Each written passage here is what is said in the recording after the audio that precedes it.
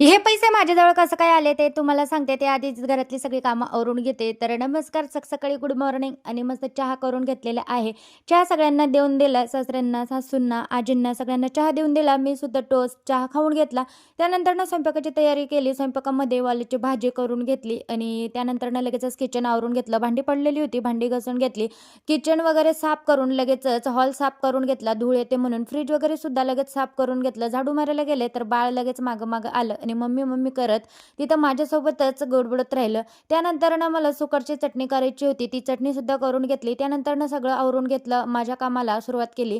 तर 2 blouse cutting करायचे होते आणि शिवायचे सुद्धा होते. त्याआधी पेपर कटिंग करून घेतली. पेपर कटिंग करून लगेच ब्लाऊज पीसवर कटिंग करून घेतली. म्हणजे कसं पेपर कटिंग केली तर सोपं जातं. अस्तरवर कपडा सरकतो म्हणून मग आधी पेपर कटिंग करून घेते आणि मग लगेच अस्तरवर कटिंग करून लगेच पीसवर पटापट कटिंग करून घेते. त्यानंतर लगेच ब्लाऊज शिवायला घेतली. तर ते पैसे माझ्या ब्लाऊजचे आलेले